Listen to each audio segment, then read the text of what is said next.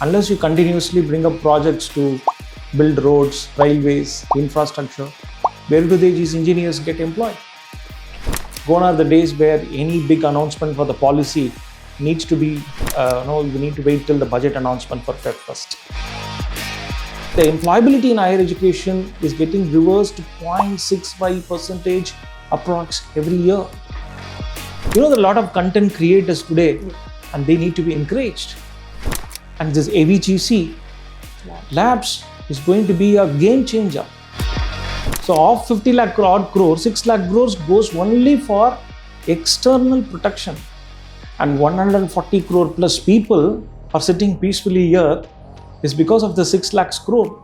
As the Union Budget 2026 sets a tone for India's economic priorities, we are breaking down what it really means to the citizens and key sectors, especially education. Joining us, Mr. Sundar Raman, the financial expert and chartered accountant, with us to help us to understand the key takeaways, opportunities, and concerns over 2026 budget. Welcome, sir. Hello, thank you so much. So to begin with, how would you summarize the overall focus of the budget 2026? See, generally, budget, though it is a receipts and payment statements for a particular year, it must also take into account the challenges and must set the path for next 10 to 15 years. It must be a futuristic vision setting document, goal setting document as well. Normally in corporates, we prepare a budget for 1 year, 5 years. Similarly, the government also will roll out a 1 year vision document, a 5 year, 10 year vision document. So apart from the key allocations of the receipts and the spending for the current year, it must also set right what are all the challenges that as a Bharat we may foresee in every sector, including education, and are we addressing the same, and how prepared we are addressing the same is very equally important. As far as the broad numbers goes, just for fundamentals, this budget is about 53 lakh odd crore size of the budget.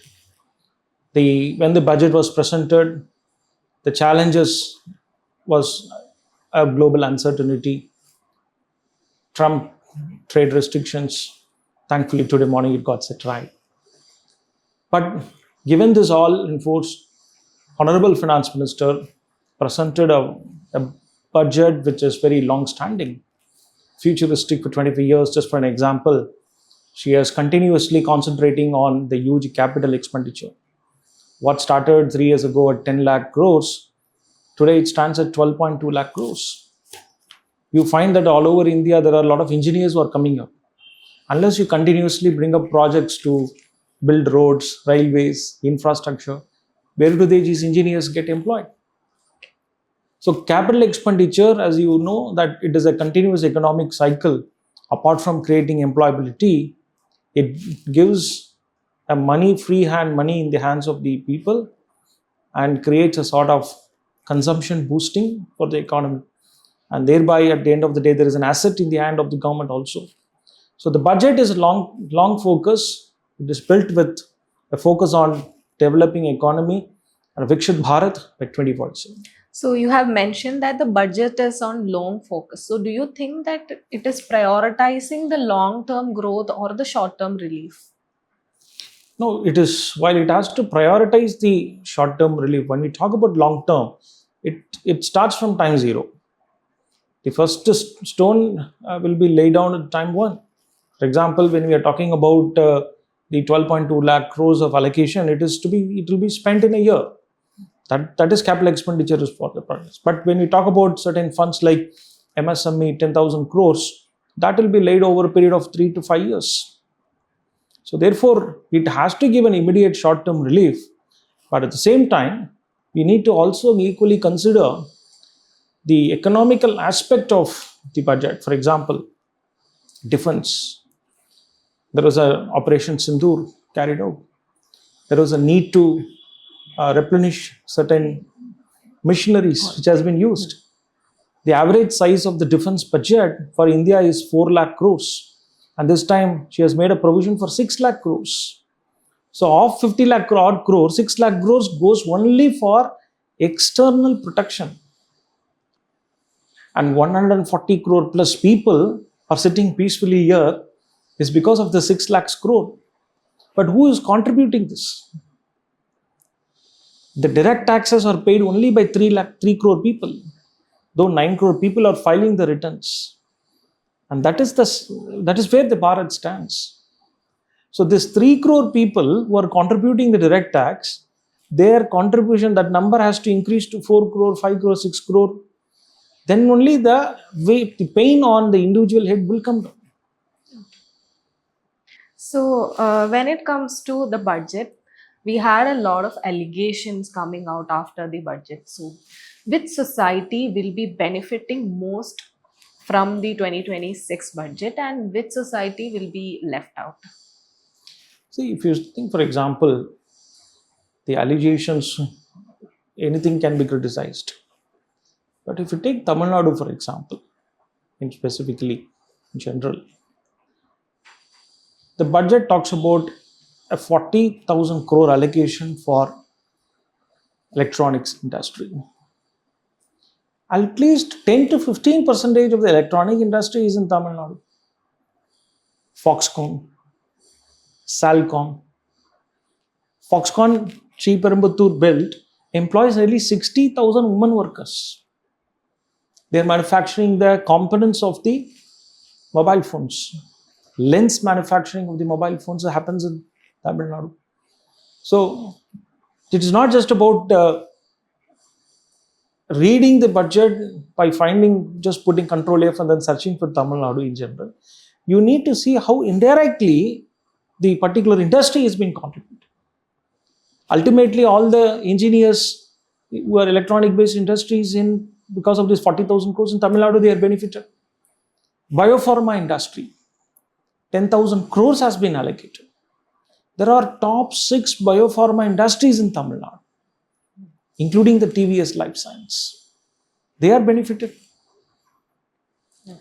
There has been a lot of importance being given to the tourism. India, one of the most important tourist spot. And even if you take Tamil Nadu, for example, the temple tourism here, you find a lot of people aspiring to go to Kashi and other places. But equally, if you see the reciprocation from the other part to the country, to the state. If we take an example like Kumbakonam, the temple tourism. There are a lot of things which can be done to develop the temple tourism here. Aspiring that, the budget creates a provision to create 1 lakh tourist guides with AI-based skilling. What should have been in some cases rightfully a state's job, if you see the center picks up 2 spots in Tamil Nadu and says we'll make that as a tourist park. Tourism industry is one particular industry which needs to be more concentrated. So when it comes to education, do you think the 2026 budget has received, like the education sector has received enough fund in this budget? As far as education is concerned, the finance minister, when she started the budget, she started with Yuva Shakti. Why so? I would like to take you through a brief as to what are all the challenges before you. Today, when you talk about education, as I said, the budget must provide for a strategic response to the next 10 to 15 years. Today in education industry, what are all the key areas of challenging? Number 1, the disruption due to the artificial intelligence. Employability. Number 3, you find today there was a report which says the screen time which has been increased screen time at the age of 3, and what are the consequences as a result of the continuous screen time, the disruption, and then including the mental issues or the mental stress. As Bharat, when we have to lay down a budget for next to 10 to 15 years, keeping in focus the youth of the India. And more importantly, you must also see at the same time the importance that the Prime Minister has given with respect to adequately skilling these people with respect to content creations, on video gaming, etc. Number one, these are all the challenges. And look at what are all the provisions which has been made in the budget.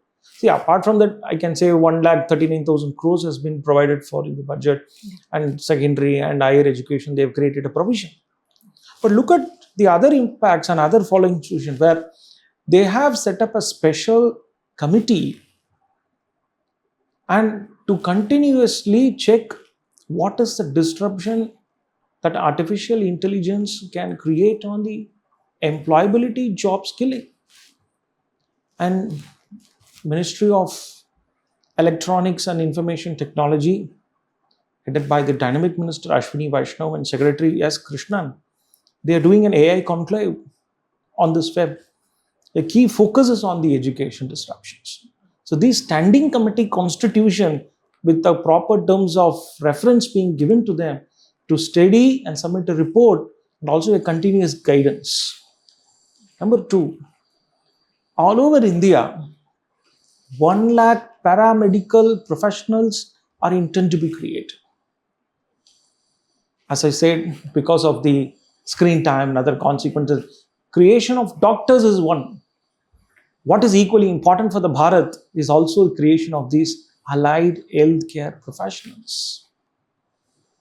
3, they intend to set up a National Hospitality Institute exclusively for the purpose of upgrading the skills with respect to the tourism and other sectors where a significant upskilling can be made in these sectors.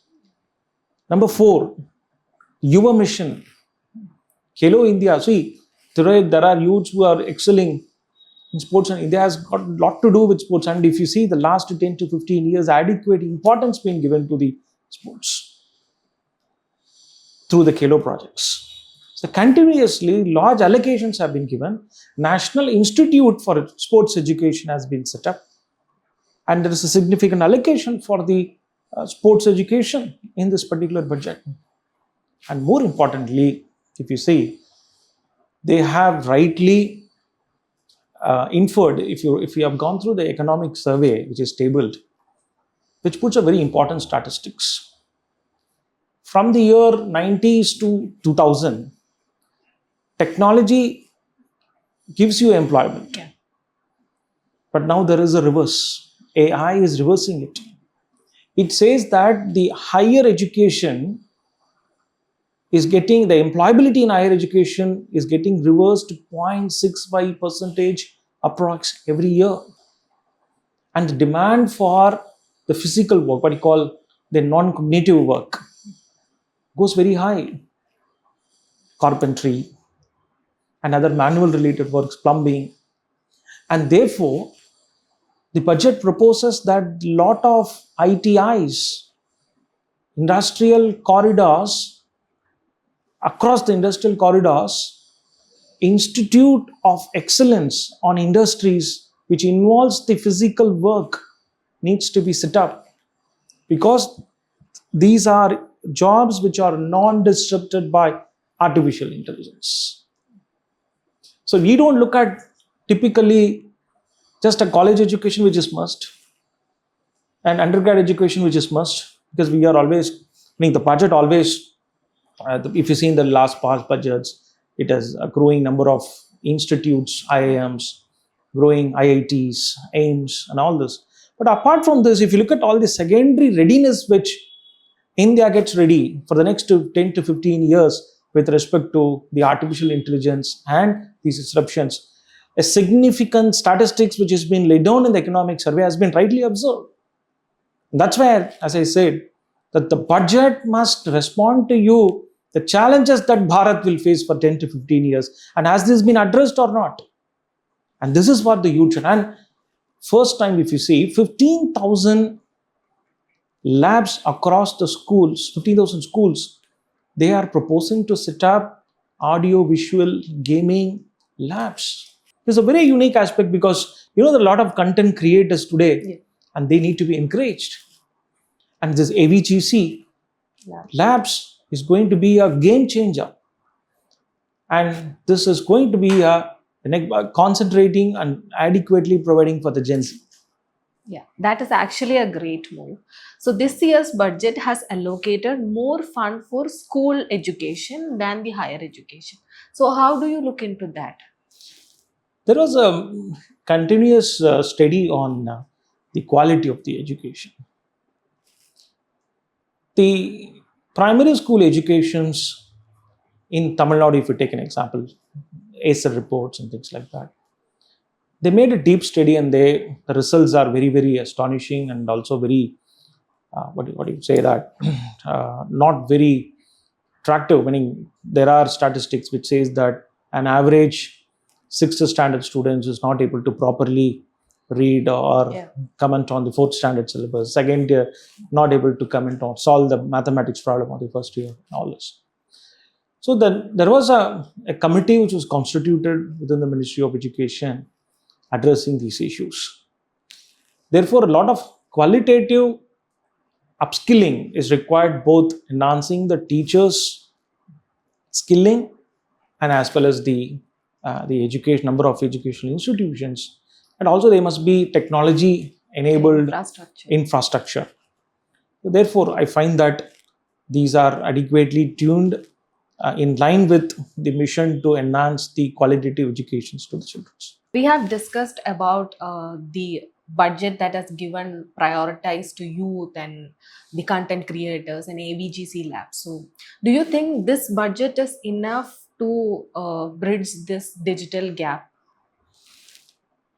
The first question is the budget futuristic? And have they addressed all the shortcomings? The answer is relatively yes. But what is very important to understand is also today, in this fast growing Bharat, any big announcements, gone are the days that needs to be addressed only through the budget. Finance Minister, if he thinks today morning as we are talking, a trade deal has been signed, confirmed through a Twitter message. And a press conference can be made and any announcements can be made. And recall the COVID times, if you recall, packages of 20 lakh odd crores has been announced only through a press release. Gone are the days where any big announcement for the policy needs to be, we need to wait till the budget announcement for Feb 1st. As it goes, it's a continuous evolution. It is a continuous process. Today, this government more particularly does not wait till the budget. They can always make a notification committee and then make an announcement. But there has been a very significant promising, there are some statements, announcements in the budget which are very, very satisfactory, because as I said, it addresses the vision, it addresses the risk that is being, that is sought to be mitigated. And therefore, the balancing provisions would always evaluate. For example, they formed a committee, and those committees' observations are required. And once the cabinet is satisfied, all that it requires to roll out is just merely a press release. That's all. So the budget has allowed girls' hostels in every district. So is that enough to encourage girls' education in India?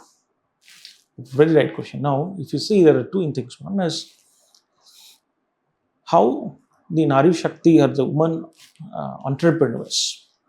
There is one study which the outcome of which says that the disruption of the AI, it is not just gender based, but more particularly, it also says that relatively the impact on some of the clerical and other thinking capability works done by the women are little higher.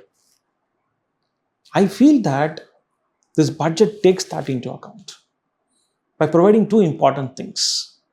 One is empowering the women entrepreneurs by providing something called as She Mart. We have heard about D Mart, now we hear about something called She Mart. One district, one product. Every district focus on one product, and through the self-help women groups, make them an entrepreneur, self-sustaining, and empower them with the right skilling. And secondly, on one hostel every district. Today, as a whole, Tamil Nadu may have 5 hostels exclusively for the women, not the private, the government only is about. Every district, one hostel is a big milestone to start with. That has been visualized by the center is what needs to be appreciated as a data bearer. See, center, when it starts 20%, it is a balance is the responsibility of the state to bounce back with the balance 80%. Now, I've been to some of the factories like Foxconn and to Salcom, where fully 60,000, 70,000 women workers, they have been brought from Kanjipuram, Sayyar and those nearby areas. Prime Minister during the COVID has launched a scheme called the Affordable Labor Assistance Scheme, providing an exclusive at a walkable distance from the factory, a dormitory needs to be set up. And these exclusive women workers, they work from 9 to 6 on a shift basis. There is no time for any physical activities, strengthening, energy. And therefore, those dormitories must provide for these aspects of physical workouts, activity, and food. And at a walkable distance, they must be approaching the factory. And this was being now set up. Tamil Nadu government itself has made this initiative. And therefore, parallelly, if you say another interesting aspect which probably I have left out, there's a continuous learning. Today, it's not that the learning stops at age 21. We need to continuously focus on and including the skilling ourselves, the dynamic changes in the areas. A national skilling portal is proposed to be set up on this budget. IIT Madras is a nodal agency for the same. They have already been creating a lot of small certificate courses online on more particularly targeting the educated youths in the employment to upskill themselves. This has also been provided, and the same thing is what is sought to be achieved through the STEM hostels. So, when it comes to that continuous learning and upskill themselves, today's youth find opportunities, better opportunities, and better career things abroad. So, they would like to move abroad and study there and get job and settle down there than settling and finding opportunities in India. So, do you think the 2026 budget has addressed this issue? Not just the 2026 budget. I feel it has always been a Prime Minister vision since 2014. He's always, you see in the budget, there is a provision for self-reliant, self-empowerment, and made in India, make for India, assemble in India. He always, if you look at all these schemes, the budget always creates a provision in the mind and in a provision in such a way, empowering the youths to be local. And if you see the number of incentives which has been given to be employed here, to initiate their activity here, the number of startups which has been supported in the last 10 years, all goes on to say that these startups and innovators would otherwise been sitting as a big engineers in US. They turned out to be an entrepreneur today in India. The question is, I can always make a loud voice and call somebody and advise, why not India and you have chosen abroad?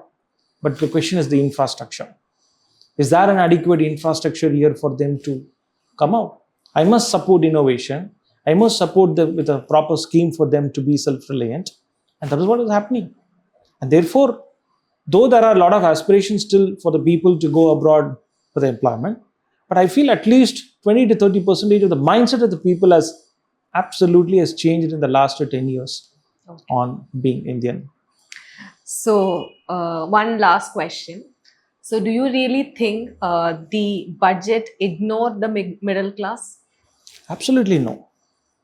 See, last budget, we find that 12 lakh people, the concession up to 12 lakh was given, which is average 1 lakh. Generally, when it comes to budget, people take points on the personal tax, the exemptions to rate how the budget is. The economic survey points out the significant growth in the GDP is as a result of the increase in the private consumption. And another classic example for you to say that no need for a budget to make a significant announcement is the reformation in the GST which has taken place last Navaratri. GST 2.0. Yeah. where primarily on significant products, including your from daily usage, right from the morning, from toothpaste to the tooth powder, daily essentials, shampoo, kitchen items, everything, the rates have been slashed from 12% to 5% and 5% to nil. And let me put on an important statistics to you. The average middle class of India have purchased 3 times more durable items. Apart from the mobile phones, which has become a necessity, they're able to buy washing machines. They're able to buy fridge. How?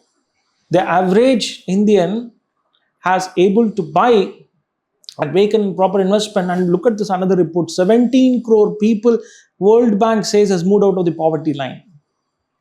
The benefits has reached the bottom of the people. So these reforms like GST and all things, the recent GST has significantly resulted in a savings of 40 to 50,000 for every family. When you have 50,000 savings, what you will do? Either you do put it in the bond, put it in FD, or you will buy a laptop. A normal middle class family, what they will think? Let me buy a laptop for my son. Let me buy a small vehicle for my son. And you find there's a significant increase in the number of two-wheeler purchase, significant increase in and as a result of which consumption increases, the economy also grows. Despite the GST rate reduction, the GST collections have gone high because of the increase in the consumption. Because of that's the economics. 3 to 4 times this cyclic event happens as a result of that. So there is no question of provision in the budget only for the middle class. The budget, not just the budget, the government always sees continuously about the middle class, because the economic survey clearly reflects today as its Bharat stands, and when we are in the 4th position and marching towards the 3rd position within this century, and sooner to become a the growth oriented and growing economy by this decade, by 2047, the middle class families and the lower Indian strata people are the biggest strength for the Bharat. Thank you, sir. Thank you so much.